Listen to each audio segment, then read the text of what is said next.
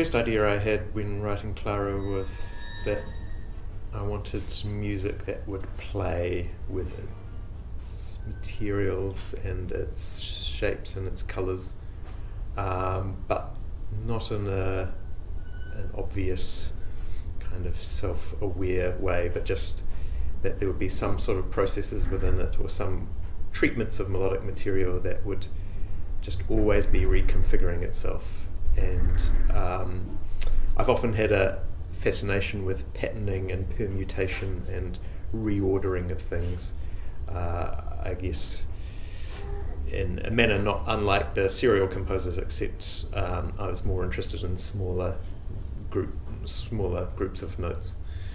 So rather than all 12 pitches, maybe just 6 or something like that. And I settled on a group of 6 notes that essentially is just 2 triads, a semitone apart, thrown together, but reordered in a way that you don't pick that up very easily. And this little set of notes is just going through continuous transformation and change in the piece. That's a sort of technical explanation of it. A more impressionistic explanation of it is that it deals with the kind of gradual emergence of line out of very simple little points in space. A kind of emergence of expressivity out of abstractness. The nature of the commission was to write something for the Aotearoa Plus concert, and they knew the other 2 pieces in there, which is the Lilburn Symphony and the Sandstrom double trombone concerto, and something that would kind of work in that setting.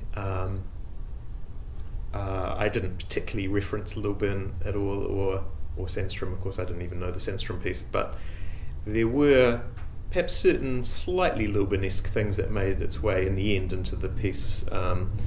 Particularly just some of the lines perhaps have a lyrical quality that you might not find in some of my other works, or at least a sustained quality, perhaps, rather than lyrical.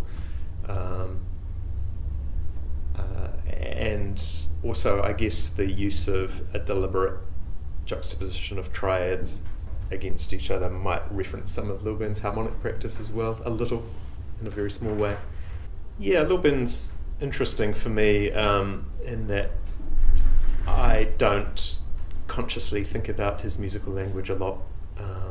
It's not like I sit down and listen to Lilburn every day, but there is, I think, a sense of his, at least in some of his works, of kind of space and colour as being something that he was obviously preoccupied with.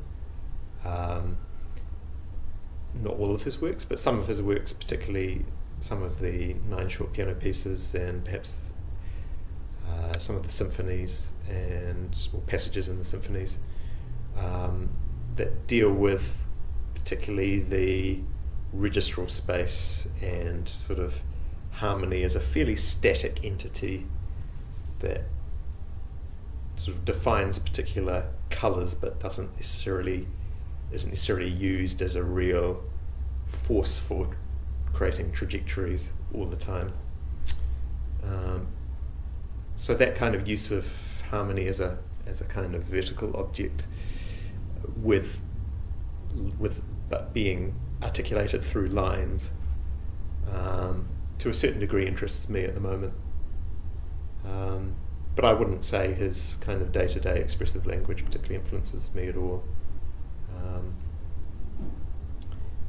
Perhaps in some ways maybe his electroacoustic music is more influential in terms of the way it takes this idea of line and really broadens it out into whole horizons and vistas of sound. In this work I'm dealing much more with conventional orchestration than in some of my previous orchestral pieces.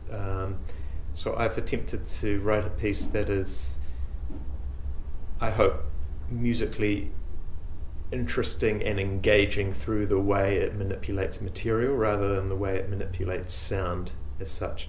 Having said that, there are 1 or 2 interesting orchestrational approaches I've taken to the lines, particularly the way that in a lot of the piece you get these little motifs that a note might be attacked in one instrument, but then another instrument sustains it. So there's a lot of sort of attack resonance structures within the piece, and this occurs through most of the piece, which is a little bit influenced by, well, I suppose a lot of the work is influenced by the ideas of change ringing from bell players, bell ringers, whatever they're called.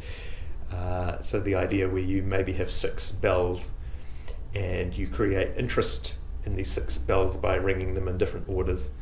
So each one rings on, but the attacks are kind of what creates the melodic interest. So there's some of this happening in the piece where you get these notes that are being sort of reconfigured and permutated, and but also being sustained like a bell as well, so they ring on through certain instruments. So for me, I think the interest in this piece was sort of getting away from some of my more sonic experimentations and really thinking about kind of line and motivic play. So often you'll get little short flurries which turn out to be the same flurry as you heard for the last 6 bars in a single violin line in long sustained notes. So there's always sort of at every level there's this little group of notes underpinning the whole piece.